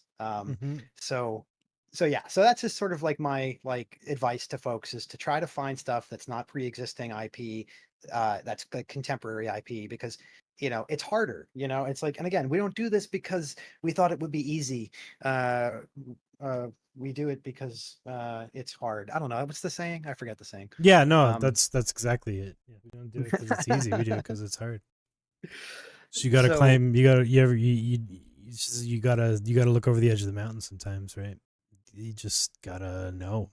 Well, but I guess the thing is, it's like, if you just do a little bit of like a little bit of recursive investigation of like why things go viral, just a minute of reflection, you'll realize that like it didn't go viral because you had some brilliant idea. It went viral because you took other people's brilliant ideas and you sort of put a little bit on top of it. So I don't know why I'm preaching this, but it's hard for me not to have strong feelings about that stuff, because I just know how difficult it is to come up with original ideas. As we steal Sir Arthur Conan Doyle's ideas from 150 years ago. So they're like, old, so they're now they're part of the fabric of society. I get it. I see. Like, sounds like you could argue it sounds like a cop out to me, Professor. I mean, there's laws. It's we are protected by the laws, like Shakespeare. Like, come on. Just something. This is really cool. This is coming out great. Really. It's really, really expressive. Like, just something. Super cool. Can you zoom in on it for the stream too? So yeah, I can see it on my stream. It looks amazing. They can see it too. Yeah. Okay. Yeah, this looks amazing. Trivial Pursuit, really. I love it. Let's keep. That's fantastic, man. I know. This is wild fun. How are we doing on time here? We're at 10:30. Oh, it's all good. We'll just longer. Yeah, we'll just go until I run out of energy. 31:52, 32:07. I think you should be careful. This could be a trap. That's Watson's voice. Yeah. I get it. All right, 768. Widen it out. Get Watson's face. I don't know why we have to do it this way. I think it's because they're sort of, they're puppets. They're kind of fantastical sometimes. I don't know. It doesn't see two faces. Well, I like how Scott just pointed out. It's interesting how it's moving the shoulders, and that was exactly part of what I wanted to find out. Like, I did a bunch of different takes where I was like more expressive, less expressive. Yeah. Because I saw your video, Purz, and I've been thinking about it for like a week straight of like, well, what's possible? And you said, like, try stuff, like you can do a bunch of different stuff with it. So and you'll notice when you get closer to the camera, the puppet's head gets bigger. See that? It doesn't actually, like, they don't go forward, their head just expands. Yeah, it kind of pops. Yeah. No, I love this because it's like I have so many students who want to make films, but they don't have a crew or they don't have like the training yet to animate, but they have good ideas and they want to tell stories. Yeah. And I really feel like these tools for storytellers are just like it's just another level. It's like I've trained folks in filmmaking who've never made films before, who've studied theater or they've studied music, and it's all about having a story to tell. Yeah. And so I feel like what you have here is like I had a thesis student a couple years ago who wanted to make a short animated film, and she did everything by hand. She'd never made an animated film. She drew everything cell by cell, and it was like able to get a couple seconds of it together. And I feel like if we had AI tools 2 years ago, she would have been able to probably realize the entire pilot that she wrote and actually like have something to pitch for a full show. And I think that's what we're at. I think we're finally there where like people who want to tell stories, who don't have any money, who have like no crew, and they're in you can for $10 you can spin up a computer and make hours of footage basically. Yeah. And I think you don't even need hours, you just need minutes to make a short film. So it's like No, it's so cool. Like I'm really into the idea of digital puppeteering and like using our bodies and faces and whatever, hands. Like there's some dudes that do like finger rigging in Blender, like reading like media pipe of finger motions and stuff for like basically live motion capturing their fingers to puppeteer faces and stuff with like lattice animation, like stretching and stuff. It's really brilliant because you can just literally puppet a face like you would like Jim Henson puppet, right? By like extending the mouth and stuff with your fingers. Like with the fact that yeah, we can do this stuff now is crazy. This could be yeah, a trap. no, it's pretty awesome. It's super exciting Oh, stuff. Like I think you should be careful. This could be a trap. Yeah, this is great. yeah, and what I love is I think you like should be careful. This could be a trap. what the it's so good. It's crazy how effective. And I say good, not my performance. My performance is not good. What's good No, is the like how transition- well the it can take translation, it. yeah, yeah. So I want to just say I saw that somebody commented Oh, this is what Adobe I'm Character counting. Animator should be, and I Traps totally are my agree. And I problem. tried to teach that software a few times, and it was just overly I'm complicated. counting. I've made a few short animations with Adobe's Character Animator, and I do like it for what it is. Like it's useful for like if you're really good at Photoshop or Illustrator and you're really good at constructing characters out of 45 joints and layers, but this kind of just does all of it for you. And I'm sure give it 6 months or a year and Adobe will probably find a way to factor this into their software. Scott, I think to your question about normalizing the size of the face, that comes down to the performance. I think if you were to do that in post, what I would probably do is like if I didn't have the actors to re-record with, you could do a camera tracking. So you can do like I think it's like 2 steps of camera tracking where you track the shoulders and the face, and then you can restabilize the positioning and scale of the head and the face from when they move forward or backwards. So you would do a little bit of you do a camera solve and tracking, and then you would take the tracking of the face positioning and apply it to the camera solve to then remove the movement of the head scale. And I think it would there's tutorials online for it. I think what's his face Andrew Kramer, the guy who does Video Copilot, has a couple tutorials on that kind of stuff. Did we lose Purz? Is Purz still here? Yeah, I'm here. I'm just fixing my overlays. Oh, okay. I thought I was like, how am I still streaming and you're gone? No, cool. No, we're good. I'm just moving my I'm changing to my screen so that people can see the terminal windows that I've been showing them that they can't see. Derp. Got it. Yeah. Yeah, it's I'm counting. Oh yeah, that's great. I'm counting. Traps are my love language. GPT wrote that. Okay, so let's jump into this writing section here. So after I did the whole Here, thing, let me and I was switch over to your recording the screen. Let me lines- switch over to your screen. Yeah, switch over There to you the screen go. real quick. So as I was working on the recording, right? So like this is me like, doing the camera acting stuff, and I was like, this line's kind of terrible. So I grabbed the line and I put it into 405B and I said, can we rework these 2 lines to be more clever? I said, I don't like, because the original line was Sherlock saying, I'm the greatest detective the world has ever known. And I was like, this is garbage. Like, this is bad, and so I just said, I don't like Sherlock saying he's the greatest detective. There has to be a better way to present this idea without him simply saying it. Please give me 3 new options for this exchange. Holmes, I think you should be careful. This could be a trap. Holmes, laughing, trap. Ha, I'm the greatest detective the world has ever known. I'm invincible. And so it gave me 3 options that were like, okay, like, Watson, you're thinking like a mouse in a maze. I'm the one who designs the maze. And I was like, okay, all right. It gave me a bunch, and I was like, okay, try more, please. And it spits out like 5 or 6 more, and they're okay. Like, again, the work you have to do when you collaborate with a digital assistant is you still have to read the stuff it pukes out. Like, I will forever use the word sludge to describe what you get. This is sludge. It's slurry, guys. Like, this is not You still gotta sift coherent. through for all the nuggets and It's all not the, exactly. It's not yeah. cogent thought, guys. Like, please, I know half the people on the stream already know this, but anyone in the future who watches this, like, I just want to reiterate, it is sludge. It is a token prediction tool, but it's helpful because you read the sludge and you have a better idea. And so I read all the sludge and I said, maybe something where Holmes says that a trap is what he wants, but say it better.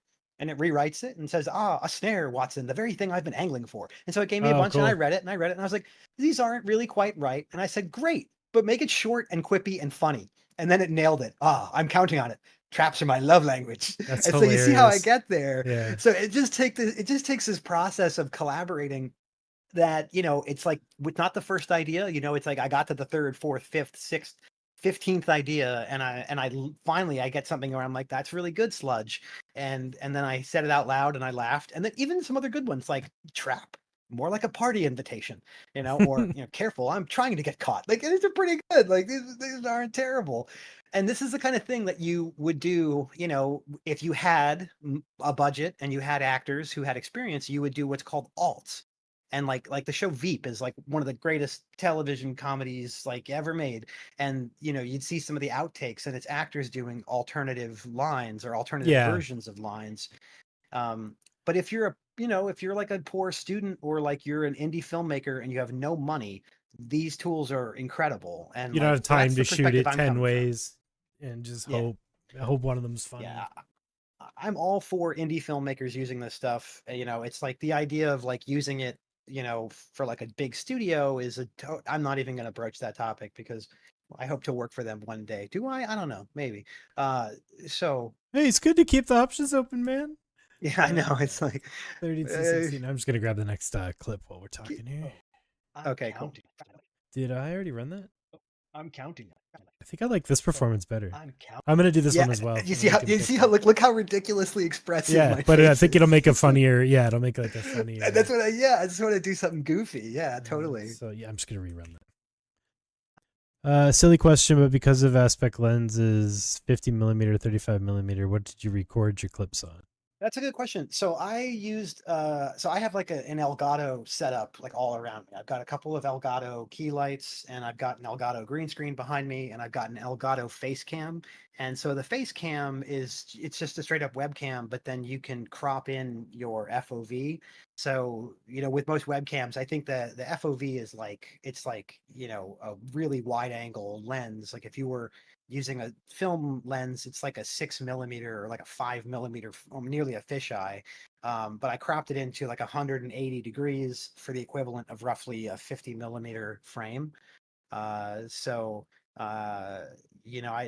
think that just based on these tests, like I don't have a formula yet for how to the best practices, but just what I guessed was flat lighting, so that it can catch mouth movements, it can catch eyebrows, and a green screen backdrop, which I changed to a gray backdrop, just out of the sort of like suspicion that I want to make my face the brightest object on screen, so that it's easier for LivePortrait to track it, convert it to points, and then use it and apply it. Trap. I'm counting. Traps are There's a little smile at the end. My lovely. That's all. I think I cracked up. Yeah, Yeah. I couldn't. I was doing my takes on my laptop using OBS. So That's just to great. wrap up the recording process, Yeah, it's like no, it's great. I got a flat front light, a fill light. I've got sort of just two lamps in the room, and then the green screen. So it's as much flat lighting as I could get. Took my glasses off, of course, so that it would be easier, to track my eyes.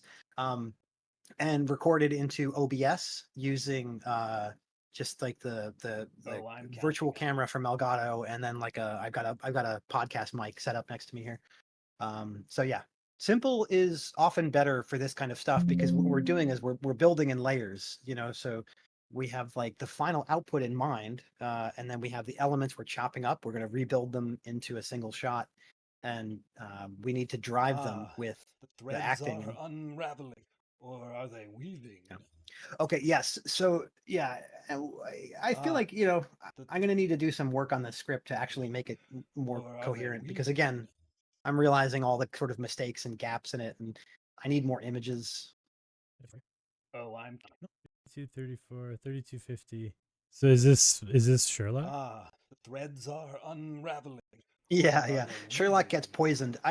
This is Oh, where I okay. need to like. All right, I see. Yeah, I haven't gone in great. So you want detail. to I feel use like a it different needs- image for him there, Yeah, or do I need. you? It's just.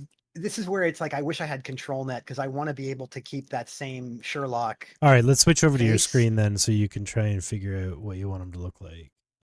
Okay, hang on. Let me jump back to Display what I capture have here off, then. and then back on the bill machine. Oh yeah, I'll just run one already as it is.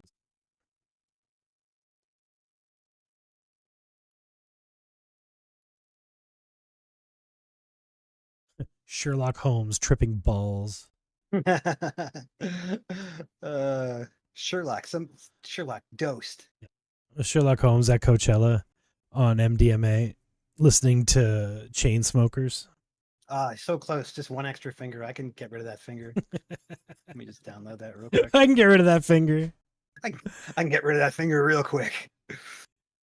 Is there a reason why we wouldn't use Kling AI or Runway? I mean, I think that, it's like if you have the money, like, and you want to use it, go for it. Yeah. I like the idea of like manual control, and I like the idea of like getting under the hood. Like I once gave a lecture at a conference about AI, and I think I compared open source and closed source like a Moog modular synthesizer is open source and like a Casio keyboard is closed source. So it's like if you've never seen a Moog modular, it looks like comfy UI. You have like hundreds of cables and you pick what goes in and goes out of. And then if you've, seen a Casio keyboard, it's kind of like, like a Discord bot where you type in a sentence and it gives you back a bunch of pictures. It's like you press a button and you get a beat. It depends on how you want to work. Like you can make great songs with a Casio keyboard, but it's just a different way of working. And I kind of think it's a little bit more fun to like get under the hood and kind of, have more control. It's like it's the hobbyist in me. It's sort of like the amateur in me. It's like I enjoy it. I want to have fun. I want to love it. Mhm. So I don't know, Purz, what do you think? Pretty cool. It kind of strayed from the other design a bit, but it's cool. Right. But I mean, that might work. It might work too because he's tripping balls, right? So like that. Right. Yeah. Yeah. He could be sort of changing form, as a narrative thing. Well, here I could take this mustache and throw it on this guy. Here, let me save this image, and then just gonna paint let me open this up. Let me see if I can paint a mustache real quick on this guy. Threads are unraveling, or are they weaving? It actually kind of works that his head's getting bigger with your performance.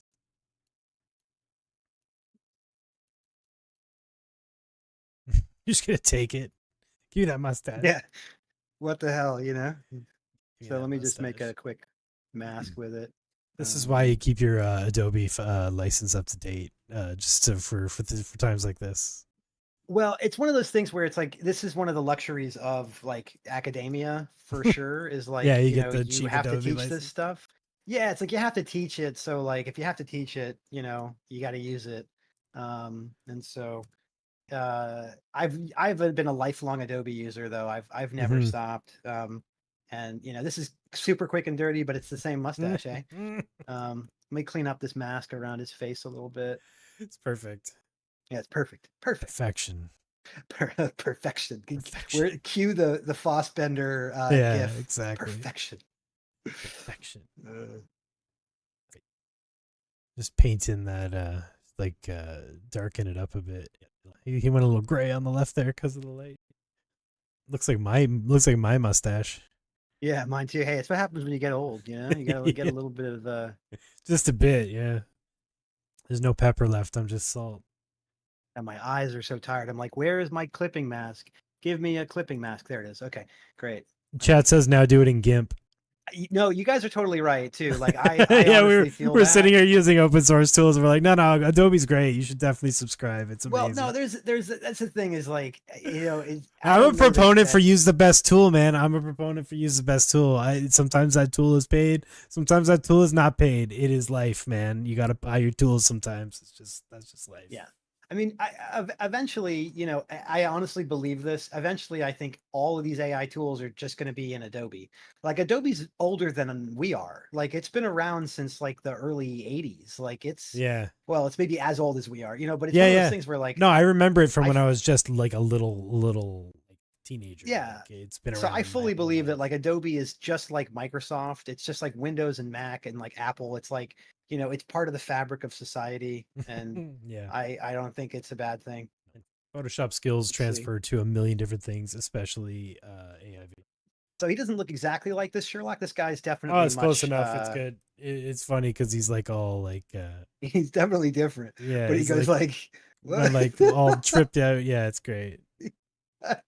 So yeah, it's a different apartment and everything. Like these are all the quick and dirty guys. We're just trying to slap it together. So we'll throw this into this file here and we'll call this the edit. I'll just hide Photoshop for now. Oh, sorry, desktop 2008 PNG. I want to do just one edit and then I'll send it over to you. Okay, that is sent over. All right, let's look at Discord.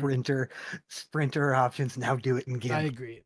No, he says he likes any app that doesn't punish you for wrong think, and I don't doubt it. I don't disagree. I mean, it's one. You of those sent me things the where, one like, with no mustache, dude. Oh, there we go. Yeah. No, we need a mustache. Yeah. Oh, you know what? I think I can get a better quality version by actually opening it. That's cool. Yeah, I honestly haven't tried Kriya yet at all. I've watched hundreds of videos out of Kriya. I've watched hundreds of videos out of Kling. We don't we don't talk about Kriya on this stream. Yeah, and I mean, it's like the thing with Kriya is you can do all that stuff on your own. Like that's the thing. There's nothing you can get out of Kriya you can't do on your own. With Runway, you can't do that without Runway. Like Runway is proprietary. It's it's like Krita. No, he's Cat Girl's talking about Krita. Krita is like it's like Photoshop, open source Photoshop, kind of like GIMP, but it's more for like tablet drawing, and like it's like geared towards that, and it's got a whole bunch of AI stuff built in, so it's got sort of like you can draw and like it'll dream as well, and you can go back and forth and stuff really easily. So yeah, Krita is a really cool tool. Yeah. I've wanted to learn the game engine. What is it, Godot? That new open source game engine. Yeah. Because I mean, you use Blender pretty much for all your 3D work. Blender's open source. Yeah. Hey, we got a face. No, yeah, I Peter, mean, you're totally right. we're running into that right now. This guy doesn't look anything like our other character. We're just running and gunning right now. But like, if this was a problem, we would have to stop, and Bill would have to iterate until it's right. I have a theory and I have a thesis, and maybe in a future stream we could try it out, but I have some ideas about how we could get consistent characters. It would still be a bit of work. It would still require like animation skills, but it's something that I think we could do with I actually had proposed it to you in our text thread before, where like generate character sheets and have characters front view, side view, back view, and then we just animate the characters on a green screen and then bring them into different backgrounds. So we can switch to your stream, Purz, if you want to get this guy animating. It's animating. Yeah, it this should is- be done any second now. Oh, cool. Yeah, I think we're sharing my stream right now on YouTube. Right on. I'm reading the Reds chat are now. Yeah, there's about a 5 to 10 second delay on YouTube so that it'll do the closed captioning in real time so that people who either don't hear so good or can't, listen to us can just watch the words go by. I feel like I like that when I'm watching streams. Sometimes I want to have music on or something. I want to listen to them. I want to For just sure. read occasionally. There we go. Threads are Nah. unraveling. So Or try to are get they one where weaving? his mouth is a little more closed. Oh. See what's happening? So I'll show you. Yeah, he's just sort of like. I'm watching it. I'm watching Yeah. it. Yeah. He's completely losing his face. That happens. The Yeah, you got to threads try to are get it just unraveling. slightly agape, like Or just, are they weaving? otherwise they everything they say. Oh, God. Threads are unraveling. Or are they weaving? La la la la la la la la la la la la. It's great. Yeah, the AI stuff is built in. That's right. Or not built in. It's add-ons. That's right. Karita. Threads are unraveling. He's so stoned he can't even close his mouth. Yeah. Yeah, this thing. He got poisoned, guys. This is what's happening here. He's been poisoned. Are you gonna Take try it to easy, close his guys. mouth? Are you gonna try and close his Oh mouth? yes, I am. I'm totally gonna try to close his mouth.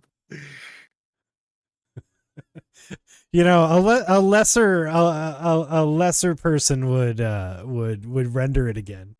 But we won't even. It's like either you can roll the slot machine or you can just Mhm. try to You just fix try it. to screw it. I'm gonna. If have this to tweak it a works, I little will bit. laugh. If this works, I will laugh. I'm I'm just trying to all close for his mouth this a little solution. bit. I'm all for this solution. We'll see. It's gonna take a couple of layers though. I think. Scott says, but only one lower lip. I hope. What's the problem? This is perfect, Scott. I Yeah, don't know what yeah, you're that saying. looks like a totally don't- normal human lip. What are you talking about? I Yeah, like the don't- teeth. Scott. I like the teeth what- poking through that bottom layer there. That's like, really cool. What are you talking about, Scott? I don't see any problem here. This Looks is perfect. Perfect. Yeah, this is A perfect. floppy hamburger lip. He's gonna just have a janky jaw. I'm wondering if I could just use the AI inside of here and do this. Nah, it doesn't do it. Loving these extra teeth. Oh no, it's totally class. It's perfect, man. Why This is looks my clone? Oh, perfect. I'm on the wrong layer. That's why. Okay. hang No, on. we're good. We're good. This looks correct to me. Reminds you of the show. Nailed it. Jeez. Jazz roasting you, dude. Who is? Scott. Scott is Scott's He's allowed to roast roasting me. you. It's okay. He's roasting you, man. He's totally allowed to do that. I mean, this is just screwing around quick and dirty just to see if we can get it to work. This guy is. We're fixing Sherlock Holmes's mouth so he can hallucinate. Is that small enough? You think? No, but let's try it. Hey. All right, let's try. 2. No. Right? Oh wait, did I give him? Arr. Oh yeah, he still has the Arr. stash too. Okay, Arr. yeah, no, he just looks slightly less Let's try it. mangled. Oh yeah, that's chat couldn't see that. Let me switch that over. Sorry guys, all these new overlays are new to me. I'm gonna get used to it eventually. There we go. Yeah, check this out. Oh, okay, let's try that. I think it's gonna work. And if not, we'll do another flux. Actually, you should do a flux now just in case. Well, this is You ready. got it. I'll bring that up so people can see that too. I need to make another overlay where both of our screens up like I did with MJ where we had them half and half. Because that was actually For really sure. fun to have two people fluxing. I should do Yeah, another yeah, no, stream I like watched that that where it stream. was like Yeah. like we're both diffusing something. It'd be cool. Diffuse off. Close up of Sherlock with huge dilated pupils. Yeah, basically. That angle ain't looking live portrait friendly. Yeah. Buy RefNet or Sam 2. I know it's off topic, but since you introduced me to buy RefNet, it blew my mind. Which you think is better? Buy RefNet's better right now, but Sam 2 has the potential to be much better down the road. Right now, just selecting the masks is a little wonky, but once it works, it's going to be awesome. Very, very, very awesome. Looks like we're almost done on this animation. Can anyone share what is being used for rendering the animation? Sure, it's called LivePortrait, and you can play with it on the cloud if you want. You don't even have to install anything for it. Yeah, it's still too open, I think. Unraveling, or are they Here, I've got a couple more Sherlocks we can try, and if they work, I'll throw a mustache on them. Cool. Send them on through. Maybe it's gonna be a hard one. Right, because what I wanted to do, and we can do it. We'll either do it on our own, or if we do another stream, I'll work through the whole workflow in advance of using character sheets, of like constructing characters using character sheets, and then rendering them out on a blank background, and then keying them into their scenes. Like that's basically how you would do it with regular animation. Is you would have the cell animation for the characters, and they're on top of a background. It's like standard 2D animation. You have a background layer, and you have your character layer, and then you have secondary animations of like if you have hands moving or something like that. But I think we would just need to separate the characters from the background, and I think we'd be able to get perfectly consistent characters. And I think we could probably do that. That's sort of my takeaway from this, is like I think character sheets are totally the way. But it's amazing, honestly, to see how good the live portrait stuff works out, because it makes me want to get a bunch of actors together, or just ask them like, hey, can you read the script into a web camera and send me some takes with your audio, and then like put together a silly animated short film. Yeah, absolutely. Plus, look how many fingers he has. It's all the fingers. 1, 2, 3, 4, 5, 6, 7, 8. 7 Scott. Fingers and a thumb. Yeah. Thanks for watching. Take it easy, Scott. Yeah. Hazing is what I'd call it. How's it going over there, Purz? It should be done any second now. Bloop. Threads are unraveling, or are they weaving? Yeah, man. Threads are unraveling. Did you hear me, Bill? My audio just cut out. Sorry. What did I miss? Nothing. We just got I didn't hear any of that. Yeah, we got it. Or are they weaving? Sorry. How's it going again? Sorry. It's good. Yeah, check this out. Unraveling, or are they weaving? Oh, okay. Yeah, I mean, it's it's something. Are unraveling, or are they weaving? The fact that you recorded it at like 60 frames per second really helps with the live portrait stuff when I punch these clips back out, because like you know what I mean, like it's so fluid because of that. When you record it like 24 frames per second, you get that stuttery, like even less and less. But yeah, it's vibey. All right. What do you want? Where do you want to go from here? Let me try to give you that guy again, but with a mustache. All right. Switch over to your screen. Bloop.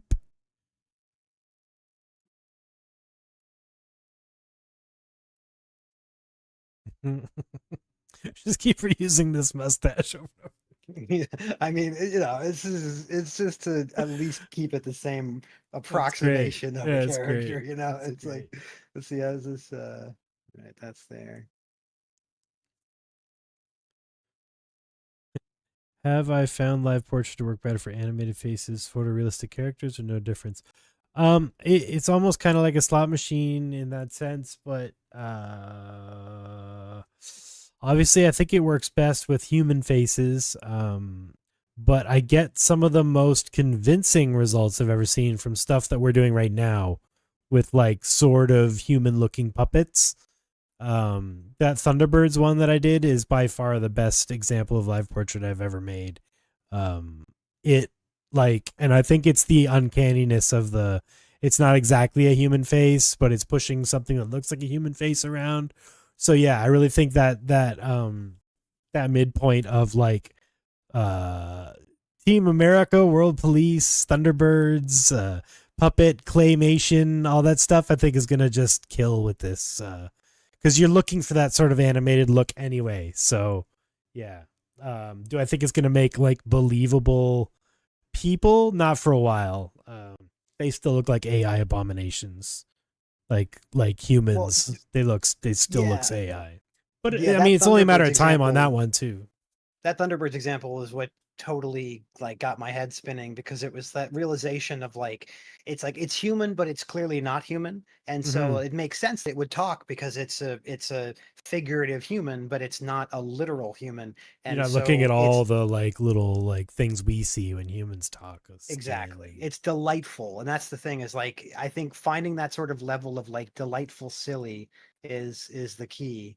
Oh wait, it didn't give me my edit. Sorry, let me try this again. That's okay. That actually that image looks really I think he has the stash now. Yeah. Okay. Cool. I'm gonna get rid of that first one. There we go. nice. Grab that. So I'm interested to see if it can still animate with stash. I So think it will. yeah, and one of my favorite YouTubers is this guy Joel Haver. If you haven't seen Joel Haver's work, you should check it out. A couple of years ago, he did a video series of animations that were like just him shooting himself on a background of like a regular, sorry, like not a background. He's just him like in locations, and then he used EB synth to basically repaint all the frames as animation instead of it being in camera, and it was such an inspiration. He did it like I think it was like almost 3-4 years ago. It was like 2020, I think, when it came out. It was around the pandemic time, but his work is really inspiring because he's like a low budget independent filmmaker who does a short film like every week, or or two films every week. But he does a lot of experimental animation stuff, and it's really kind of delightful to see Awesome. low budget work. Uh, you know, and see, he shows you how to do it, which is the really cool thing. Yeah. So for the chat, you guys should check out Joel Haver's work. Joel Haver, and he's just on YouTube. Yeah. I'll find the link and I'll drop it into the chat. Nice. Yeah, I'm just trying to avoid clicking on anything that might play music on the stream. You're good. But yeah, normally when my thing's muted, I'll go and scroll people's Instagrams and stuff to see, show off other people's art, because like I always think that's a cool thing, because like I'm exposed to a lot of artists that I think everybody needs to be exposed to, just from my proximity to this space, and like the fact that I've been hanging out with digital artists for years, and like you just get to see who makes cool stuff, and yeah. I just dropped a link in the chat for my screen just went totally black. We'll see if that comes back. I just dropped a link in the chat for folks if you're interested, and I don't know, the chat will still be there, I think, in future playbacks. So when this video that link won't work. Send it to me, because only I can drop links. Okay, cool. The threads are unraveling. Oh yeah, I work great with the mustache. Actually, the other one was better. Threads are unraveling, or are they weaving? Yeah. I think the other one was better. Let me check. The threads are unraveling, or are they weaving? No, I guess it's about the same. Threads are unraveling, or are they weaving? Yeah, I mean, this is fine, because what I'd also want to do, the other step we talked about doing is using Viddle, right? Is it Viddle? Viggle. Yeah, Viggle. So the other thing we're talking about doing is using this app called Viggle, which is currently free. It has a Discord, and you can basically perform actions, and then you can map the actions to an output. So Viggle is the other stage of this. So like we would animate all the faces, and then or probably want to animate the bodies first, and then animate the faces, and then tack it all together. Toaster. This is pretty cool. This has been a good exploration, though. I feel like I have a good sense of like how to like reapproach this in a way that we could present like a workflow that's like a holistic workflow, from like writing to developing to shooting to editing to animating to all that stuff. Yeah, I think anybody watching tonight already can sort of carve a path through this and do their own version of this. Cool. The only limitation, I think, is your unwillingness to get in front of a camera. So suck it up. Open up OBS, record yourself, close the door, and let them judge you. Who gives a crap, man? Well, the cool thing is people that in you're your not house hear you. ultimately Who on cares, camera. man? Yeah, it's not going to be exactly. you in the final product. Only you ever have to see your performance. You are puppeteering new characters that you've been making. So, and a lot of us, we've been making, images, for years. So I'm sure you got some cool characters you've made over the years with Midjourney or Stable Diffusion or anything you want to bring to life. Maybe a little meme. You can also grab footage of like other people, like stuff from movies and stuff. But again, just got to have that static camera. It's hard. It's really hard to find movie footage where the thing is, even with stabilization and nose tracking and stuff. As soon as the FOV changes, as soon as the depth changes, everything, the head gets bigger and smaller and stuff. So for me, recording yourself is the way to go with this stuff, or recording other people and getting your own performances. Peter wants to know if we're going to finish and publish this. Maybe.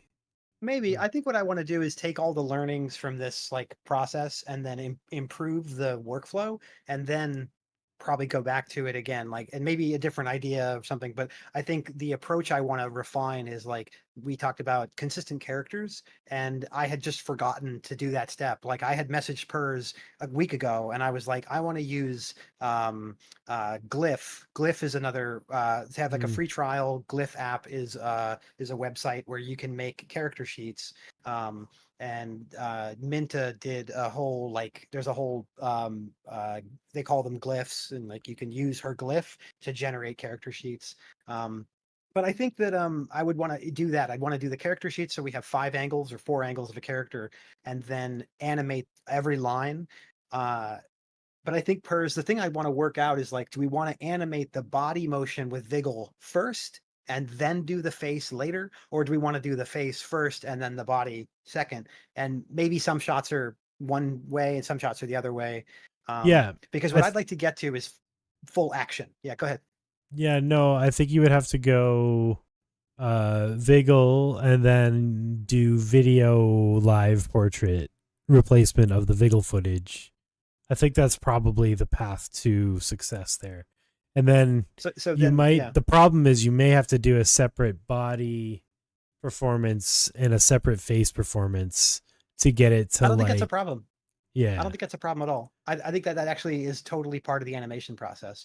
I think that's the thing, is, like, instead of having to animate with, so maybe like, you record yourself expressively doing it in a chair, and then you film your body doing the thing that it would be doing while you're hearing the playback of the voice. And I think that would be the way to go, because then you've got the input footage of whatever movement you wanted, plus as long as you're sort of facing the camera in some way, the face should catch on. So yeah, I think there's definitely a path towards that. Well, we've been at this for about 2 hours, almost 2.5 hours now, and we've already crashed the stream once. So, I think we've covered basically what I want to cover, unless you have any like final thoughts, or you want to continue talking about the points you were making earlier and sort of sum it all up. That'd be pretty cool, man, if you want to talk about what you've learned and how you would approach going forward with this and how it relates to the statement made at the beginning and all that. Yeah. Okay, so I think I learned somebody's just asked, there's going to be a part 2. There's absolutely going to be a part 2. Yeah, I think I would love to, if you'll have me, I'd love to come back and do this again. Like, yeah, absolutely. The chat is so cool. You guys are so cool. This is easily like the coolest like stream I've like ever had a chance to do. I love it.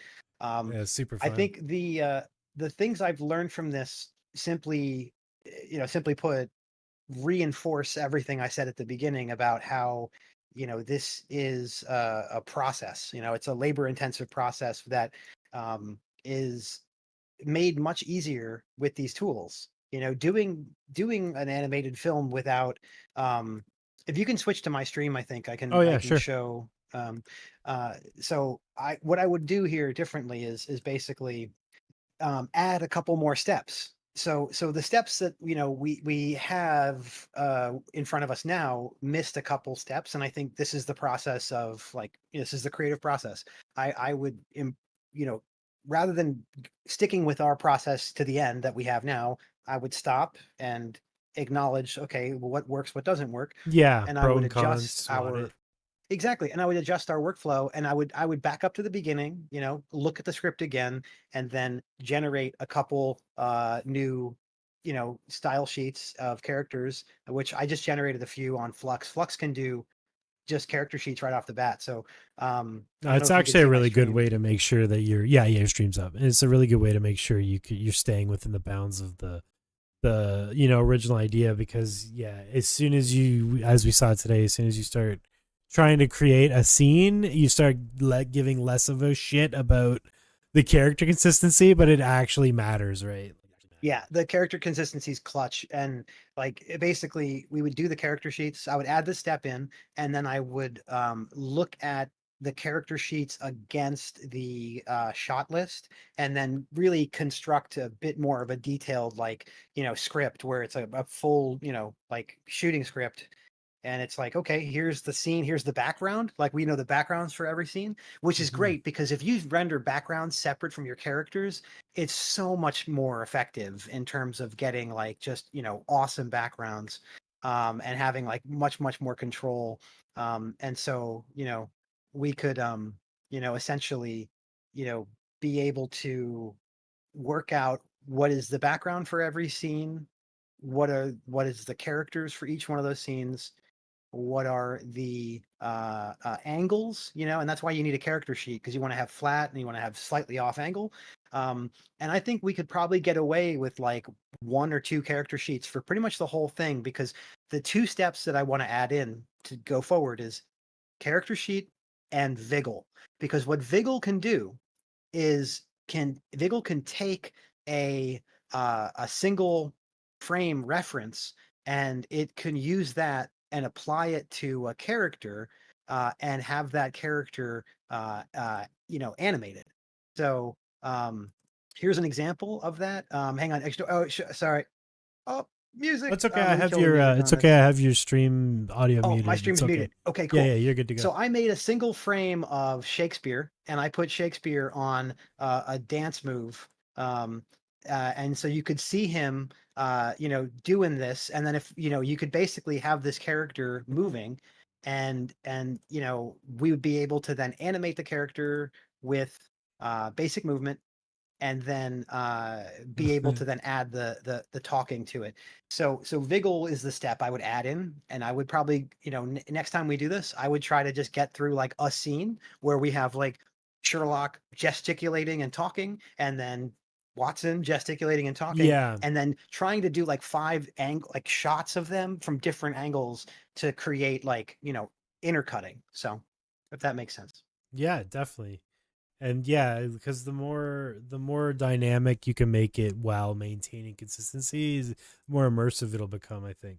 Because you're just sort of like, oh wow, there's like, different shots of the same scene. Like that would be. Yeah, so I think, in terms, like, it's sort of like in summary of everything we kind of did tonight, I would say that, like, basically what we're looking at here are, we have new tools to work with, and I think that, it's like we have, the ability to work with them, and it's just about spending the time, to essentially treat them like tools, not like solutions. And basically, I this makes me really excited, because this has been a year of me essentially waiting and waiting and waiting to actually get into making images again, because, or making videos, because I feel like the tools are finally ready for the next sort of step forward. And that next step forward, I think, is narrative storytelling. Like, I think that we've seen amazing work by guys like Paul Trillo doing music videos, and we've seen amazing like commercials and advertisement, When we were pieces. when we And were I think talking about narrative earlier, I wanted to mention Paul because the stuff he did with he's Sora First Generation was like, total master. Yeah, and it was all because absolute his master. narrative was strong. That's like he Exactly. leaned into what Sora did well, and just we've talked about this, but I don't know if I talked about this on stream. But that music video was amazing, and I know he took a big arrow for everybody who makes music videos, because like AI is not exactly loved in the industry, and he went for it. So shout out to Paul Trillo for just pushing. So I think that we're getting close now. I think the next step is narrative storytelling that isn't simply focused on impressing people with like, look what AI did. It's more like, look what I can do as a storyteller. Hey, not even look what I can do. Hey, here's a story that, like that's honestly like where we're going to get to is like, here's a story to entertain you, because I think that like that's where we need to get to, instead of it just simply being like, look how cool this is, and sort of like, be jealous of my access to these tools. So I look forward to, doing this again. I think you have an awesome audience. I love your stream. I've watched it for months now, and I thank you very much for having me, Purz. Like, this was a Of total course, honor dude. and just a total pleasure, man. Yeah, I wanted to have you on since I started this because like we've been talking about this stuff forever, and yeah, man, I just want to give a platform to all the smarty pantses in my life because it's not easy to stream on YouTube all the time, and I just got into the vibe of it. So if I can extend my platform and we can try to get some of these bigger ideas out, I think it's really fun because like all this stuff's always focused on like, oh, here's how you do everything, but like it really matters why you do the things, and these kind Yeah. of streams I think is really important counterbalance to the sort of beat you over the head with the technical stuff, because like this this gets into the why as opposed to the how, and to me the why is just so important. And yeah, again, it's just kind of ignored on these kind of streams. So yeah, it was really awesome to have you on and talk about all the the esoteric side of why we're doing the things we're doing, as opposed to just like, oh, look at this fun thing I did, look at this clickbait I made, which is fun too. But this is, for me, has been very enriching and fun, and we'll do it again real soon. um I'm trying to remember who my next guest is, but I forget. I'm so bad at this. I need to check my calendars before the stream. You're good. Check his X and his Instagram, and follow Purz everywhere. I am only on X right now for social media stuff. I don't, dropped your link in the chat. so yeah, so follow me on X. I'll follow you back, and like share interesting papers and interesting repos on Mhm. GitHub, and like let's keep pushing this stuff forward, because it's really fun and exciting to like do it as a community. So Yeah, thanks a thanks. lot, everybody. Thanks for coming out. And yeah, hit up all the links, Purz.xyz, patreon.com/Purz, all the stuff. The liking, subscribing, retweeting, that stuff helps even more than subscribing to the Patreon. So like, subscribe to the Patreon obviously helps me the most, but the likes and retweets and shares and all that stuff, it helps like way more than you would imagine. So appreciate everybody who does it, and if you have time, I'd appreciate a like and a follow and all that crap. But yeah, we'll be back real soon with more nerd stuff. We'll be doing a how stream next time, as opposed to a why stream. But yeah, we'll talk to Bill, and we will try to figure out another time to do this, because I'd like to make this type of stream a more recurring thing too. So maybe it's a different name, maybe it's a subgroup of creative exploration. But yeah, this has been so cool for me, and it seems like you guys really dug it too. So yeah, awesome stuff. Thanks, Bill. Thanks, everybody. We'll see you all real soon.